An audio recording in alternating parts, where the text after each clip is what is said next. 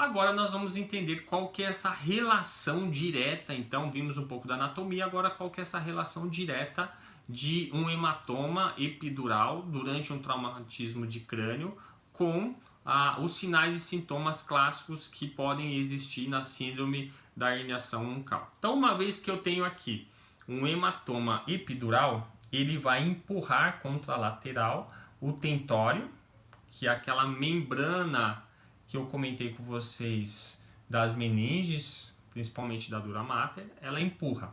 Uma vez que ela é empurrada, ela vai deslocar toda a massa para a região central.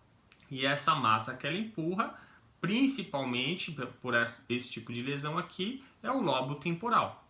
O lobo temporal, uma vez que ele é jogado para o centro, a região medial do cérebro, o que ele vai fazer? Ele vai se sobrepor ao tentório, ele vai se sobrepor àquela membrana do tentório. Então ele vai saltar por cima da membrana do tentório e vai entrar naquela incisura tentorial. Ele vai entrar naquele espaço onde o mesencéfalo está passando.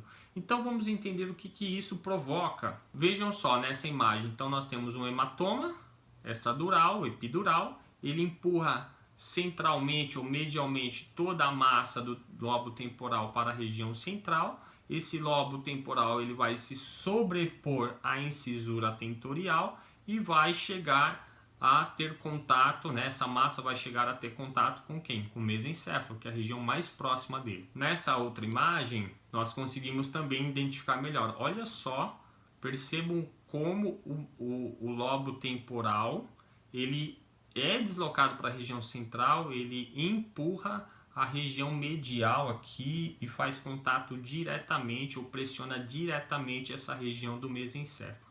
E o que isso pode provocar, né? Então vamos entender um pouquinho melhor. Olha só. Então aqui nós temos uma imagem real de uma herniação uncal e ela está pressionando medialmente aqui a estrutura do mesencéfalo. Então essa pressão, essa compressão sobre a estrutura do mesencéfalo pode desencadear alguns sinais e sintomas clássicos desse tipo de herniação. Então nós vimos que lá na base dos pedúnculos, ou seja, na região do pedúnculo, passa o trato córtico-espinhal.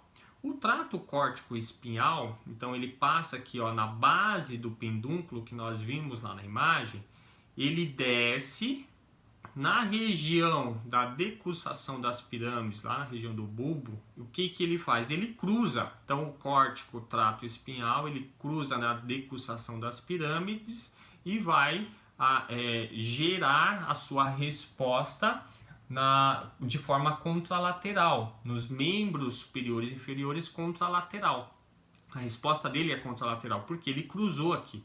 Então uma vez que eu tenho uma lesão, por exemplo aqui, de um lado que comprime o trato córtico-espinhal, lá na região do mesencéfalo de um lado, a resposta de hemiplegia ou hemiparesia, ela vai ser contralateral. Então é o que nós chamamos de hemiparesia contralateral. Significa então que o lado oposto ao lado da lesão terá uma flacidez, terá uma perda de ação motora, porque esse mecanismo ele acaba sendo um mecanismo contralateral. Então essa é a primeira informação, esse é o primeiro sinal que nós devemos guardar. Aqui reforça a ideia. Então a lesão foi de um lado, houve o cruzamento do trato córtico-espinal na decussação das pirâmides, a resposta da perda de tônus vai ser do outro lado, ou seja, a hemiparesia vai ser do lado contralateral.